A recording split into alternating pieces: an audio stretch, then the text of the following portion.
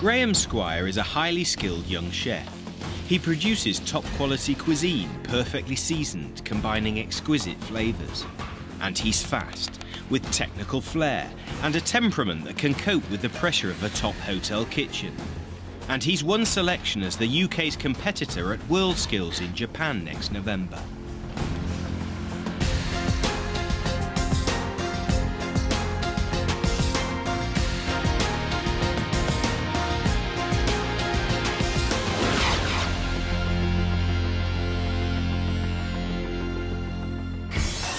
It's stressful, it's tiring. 1,000 dishes a day. Claridge's in London. Sirloin, medium well, pomme nouvelle. Every day, Graham Squire does a 15-hour shift as one of the 50 chefs in the kitchen brigade. All right, gentlemen, we all set? It's hot and intense, but extremely rewarding. Less than 2 years out of college, Graham's already a chef de partie in Claridge's monster of a kitchen. About 20 minutes before, we need to get it on the pass, pop that shallot in, but not so it's fully softened. Like a Vieille sauce. Quickly, please. He's picked up a wide range of skills and techniques. Just taking the wishbone out. See, when you roast them, you end up losing a lot of meat, giving the customer value for money. Sharp knife is good. If it's blunt, you're just going to tear the carrot and you won't get a nice clean finishing. Working in a top-level kitchen is a dream come true. I've always wanted to be a chef from about 8 years old, so food's interesting. You know, you never get tired of it because there's so many things you still to learn. Tasting the seasoning of the water, just make sure you've got enough salt in there.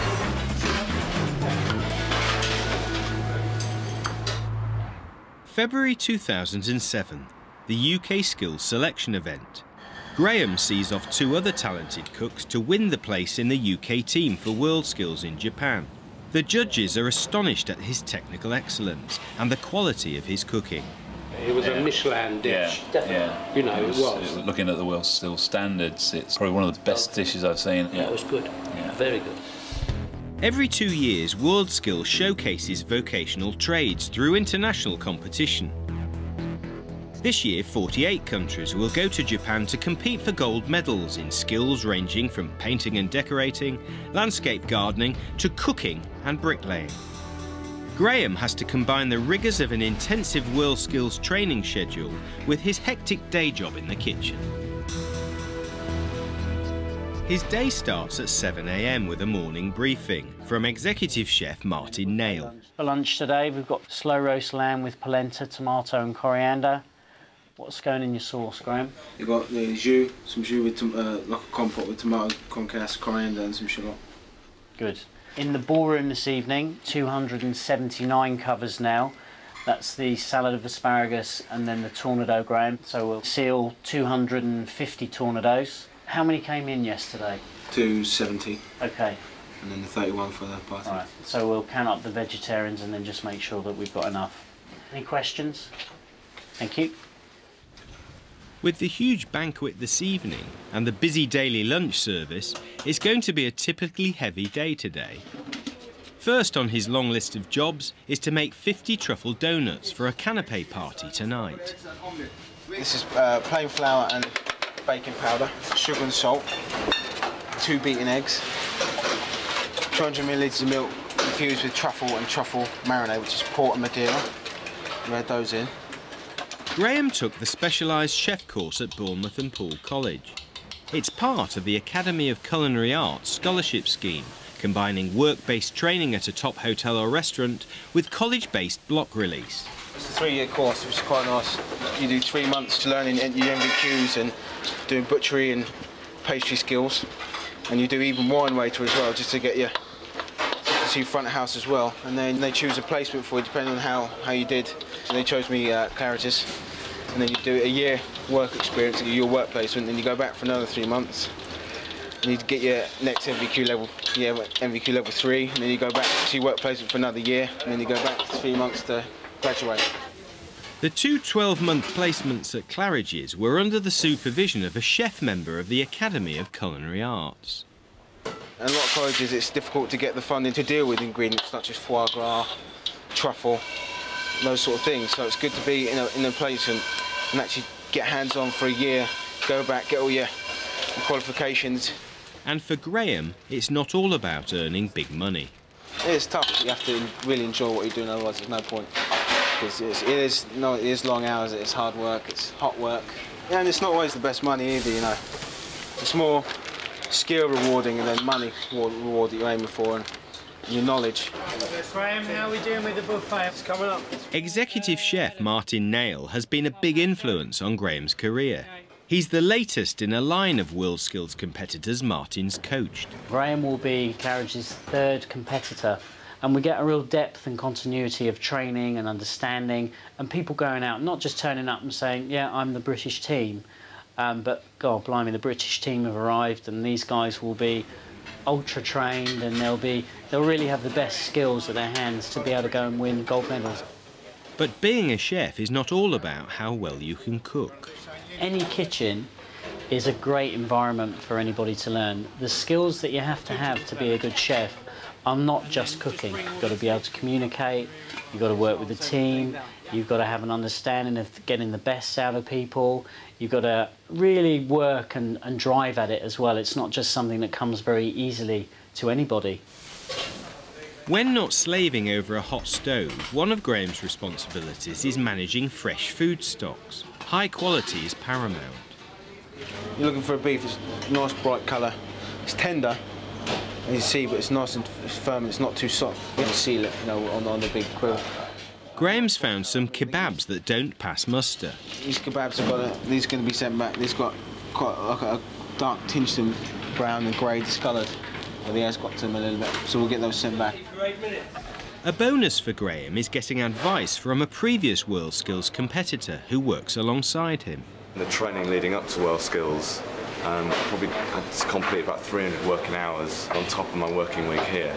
So probably in the terms of someone in the average workplace and the development, I probably accelerated maybe 2 years. As part of his commitment to Graham's efforts, Martin has let him take the afternoon off for WorldSkills training. Graham's training manager is Peter Joyner, who's designed an intensive training plan ahead of the trip to Japan. As Graham will have to produce some Italian cuisine at WorldSkills, Peter takes him to Gallucci's to meet top pasta chef Omero Gallucci. He's going to show Graham a few tricks to impress the judges. We've taken obviously the compulsory elements, which are scallops, parmesan cheese, ricotta cheese and duck. So we've come up with a gnocchi, but which is slightly different because we stuff the gnocchi with the cheese and green bacon, stuffing and parmesan cheese. And then again the second element, which is the scallops. So we're going to sear the scallops. So it's the bacon and the parmesan and the scallops and the salad with a lemon style dressing. All complement each other, hopefully. The challenge we're going to have is there's going to be 28 competitors, and I think there's going to be a lot of things to look at. I think it's a great idea there just to make it different. It's good. A little bit of this dressing. Good. Well done. Now what you've got to be careful of is what will happen as that starts to cook, because you've made it like a pasty, okay, and then fold that in. As it expands, so it'll start to burst. 4 minutes. Now you need to poach, you'll need some oil and a little butter so that it doesn't burn. You got it, good, good. If you look now, they've started to rise to the top. You see how that's just jumped? We keep those another minute just to cook the bacon inside. That should be perfectly cooked. Roll it, don't be frightened. Lovely, yeah, gnocchi, just 3 scallops on the top. Drizzle our nice scallops a little. Well done, I saw that as well. Well done. But that's what they'll look for. It's all those little things, detail. Lovely, very nice. But it's all in the eating. The combination of the three is very, very good. It's a good dish. It really makes the palate dance and anything else. Here's what you need to be careful of, look, see? This is what happens when you get that sort of Cornish pasty effect and then bring it all round together. If a judge comes along and just happens to take just that piece off, all he'll have is the dough, he won't have the filling, so it's really, really important to get that. Peter Joyner coaches using lots of open questions to encourage Graham to come up with some solutions himself. How are you going to get over this problem with the not having the centre filled. As you said, you know, bring it all up together and then make sure you pull that bit off, and so everything is dead centre. So Graham, do you think you can pull this off real time? Absolutely. I mean, it's nothing too complicated in there. It's all quite, again, it's simple but tasty food, and it's appealing to the eye as well. I think it's a good dish.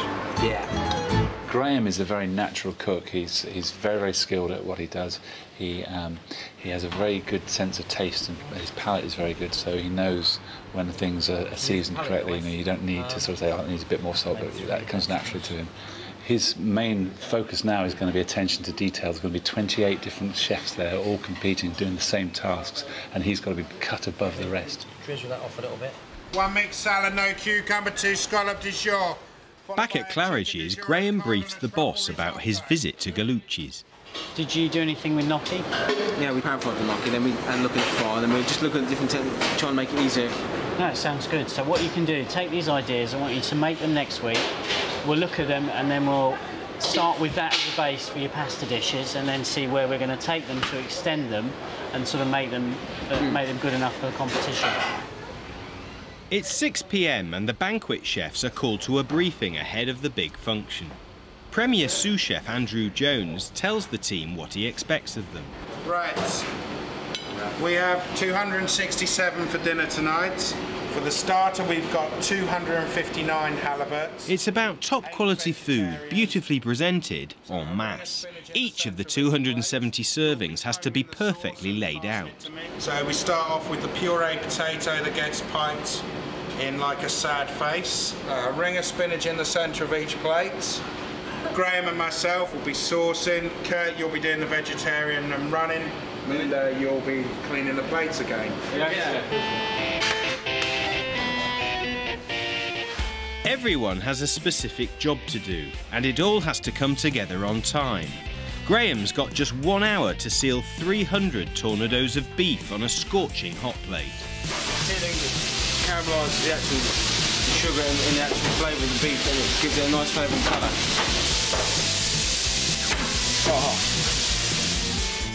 With the banquet well underway upstairs and the starters served, downstairs they're onto the main courses. Everything's got to be done properly. We're not getting that right.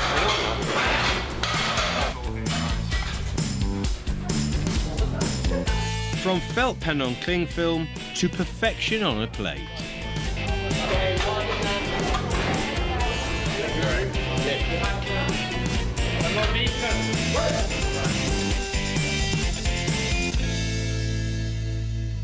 Okay, let's get cleaned down, please.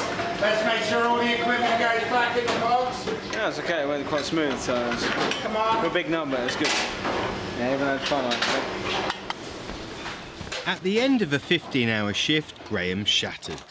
But working at Claridge's gives him the perfect springboard for refining his skills and getting the training he'll need to be a contender for gold in Japan. So that's me finished at 10 o'clock. I'm off home now and won't go home till about 11:30. I'll be back in tomorrow at 7 o'clock and we'll start all over again. But it's been a good day and it's worthwhile.